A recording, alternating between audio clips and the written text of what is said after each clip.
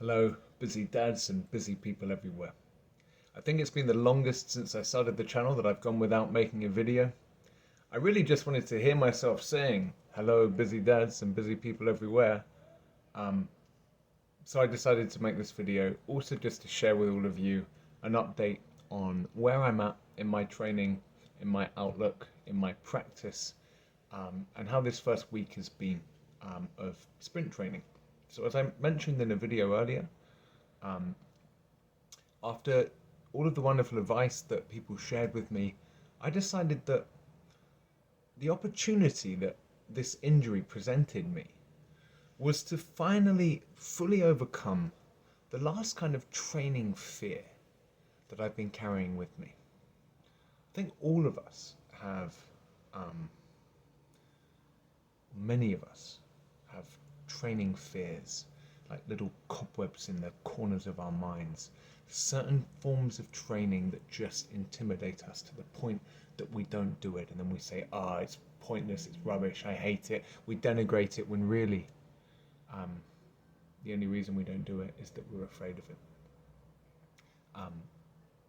What I've always done, this is something that anyone who trains hard will talk to you about. I've heard Wolf talking about this too, is find the thing I'm afraid of and do it to death. Just do it so often that it becomes the most boring, mundane, routine, familiar kind of training. Just part of your daily life. Domesticate it, familiarize it. I've had many training phobias that I've overcome in this way. Squats, lower body training in general. Initially I was just lifting for the guns, getting myself to confront squat training. I just decided to squat every day. So I did that for 6 months, and then I wasn't afraid of squats anymore. They were the most normal thing in the world. In fact, really, the kind of training I've always been most afraid of is burpee training. And that's a big part of why the Busy Dad program is built around the burpee. The whole program was a way of confronting my fear, kind of exposure therapy, to just keep coming back, to domesticate burpees until they were the most natural thing in the world so that I wouldn't be in any way scared of them anymore. But there was always one kind of training that I shied away from taking that approach with, and that was running. And I came up with lots of rationalizations. I'd say, when people go running, they always get injured. I can't be dealing with that. I don't like runners was something I even used to say. What the hell does that even mean? These thoughts and these things that I was saying were just rationalizations designed to help me keep hiding from my fear of running. Because the fact is, running, it's pretty unpleasant if you're not fit.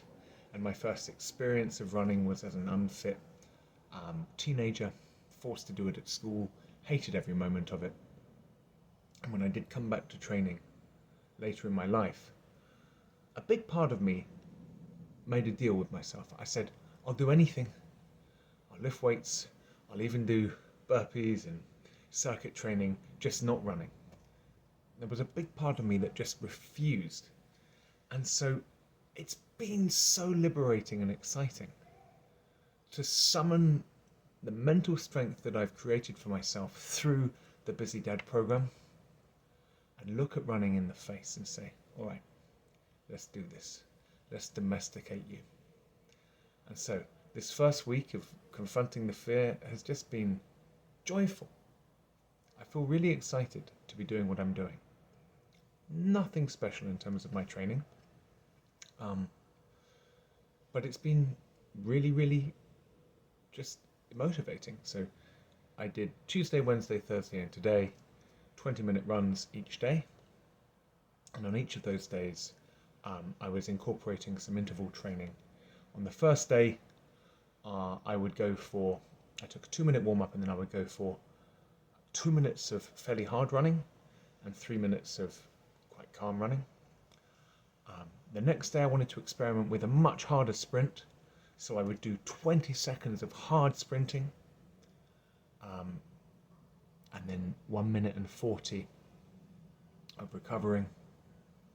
The next day I tried out 30 seconds on, running hard, 30 seconds off. Okay, I went about 90% on the first rep, measured the distance that I went, and then tried to keep that distance for the rest of the workout. I had to skip a minute. I had to take an extra minute in the middle for recovery, but I managed to get through that. Today, I brought a hill into the equation. I was doing 1 minute, quite an ambitious distance up a hill. Started at the bottom, ended up at the yellow fire hydrant at the top. 2 minutes to get back down the hill to where I started. Do it again. I did 4 rounds of that, and I love this style of training. I love the emphasis on quality over quantity. I like the intensity of those sprint windows. I was able to push myself pretty hard, and I've been feeling really invigorated by it. So I'm excited, my friends. This is time for me to confront the final monster and conquer it.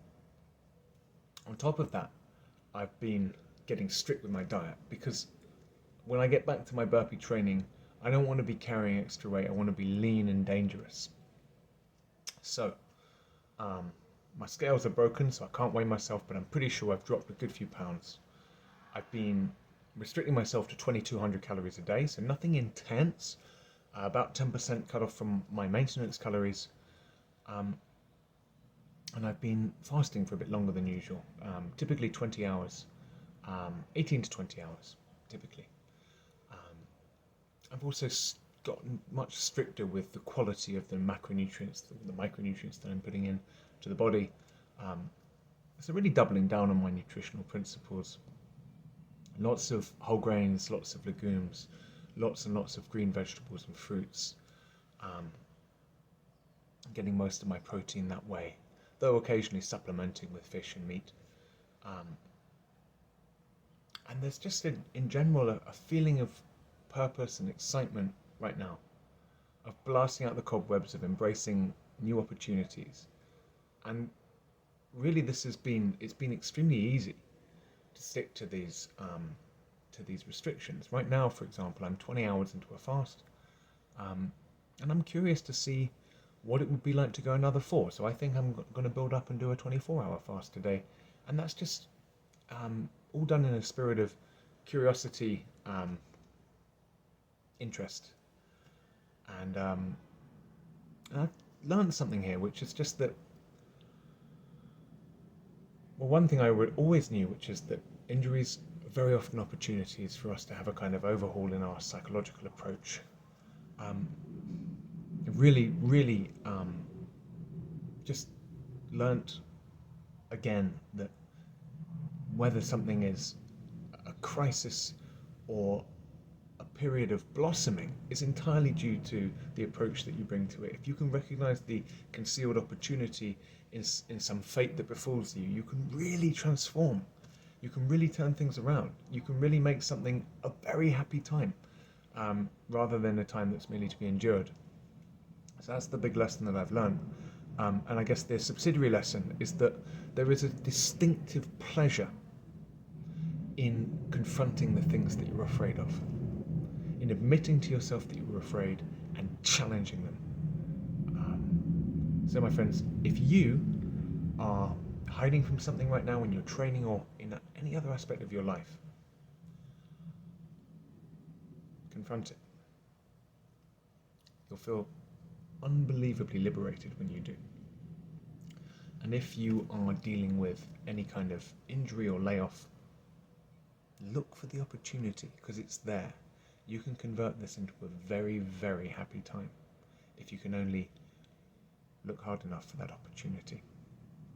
I only found the opportunity because of the encouragement of my friends in this burpee community, so I want to say a big thank you to all of you. And I'll be dropping in with another update this time next week, let you know how my training goes, but so far, so good. That's all from the Busy Dev for now. Take care, my friends. Keep hitting it hard. See you next time.